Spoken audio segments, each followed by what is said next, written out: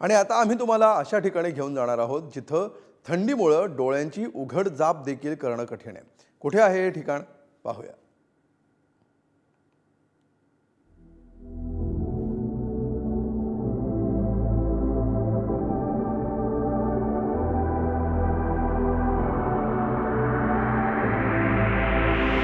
पहाटेच्या बोचऱ्या थंडीत उठून आंघोळ करणं ही मोठ्या दिव्यासारखं वाटणाऱ्या या मोसमामध्ये जगाच्या पाठीवर एक असं गाव आहे जिथे डोळ्याच्या पापण्याही गोठतील इतकी बोचरी थंडी आहे। ओयमायकॉन असं या गावाचं नाव असून रशियाच्या सायबेरियात हे गाव वसलंय। या गावात उणे 50 अंश सेल्सिअस इतकं सरासरी तापमान असतं। एवढं असूनही इथं लोकवस्ती आहे हे विशेष।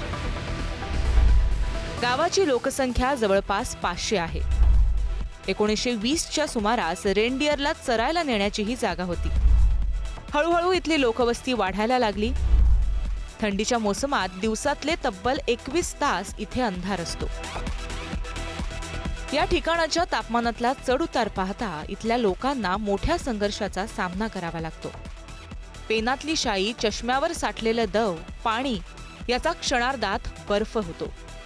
विशेष म्हणजे इथल्या लोकांना त्यांच्या वाहनाचं इंजिन नेहमीच सुरू ठेवावं लागतं। ते बंद केलं की इंजिन गोठून जातं आणि बंद पडतं। या काळात मांसाहार हा एकमेव पर्याय इथल्या लोकांसमोर असतो।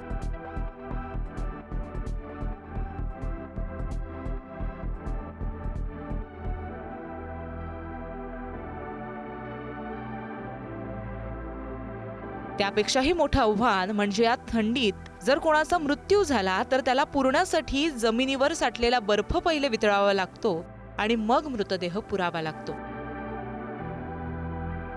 आव्हानं कितीही मोठी असली तरीही त्यात तग धरून उभं राहणारे इथले नागरिक आहेत। त्यांच्या या वृत्तीमुळे हे गाव गोठणाऱ्या थंडीतही अजूनही जिवंत आहे। गार्गी गोरेगावकर, पुढारी न्यूज।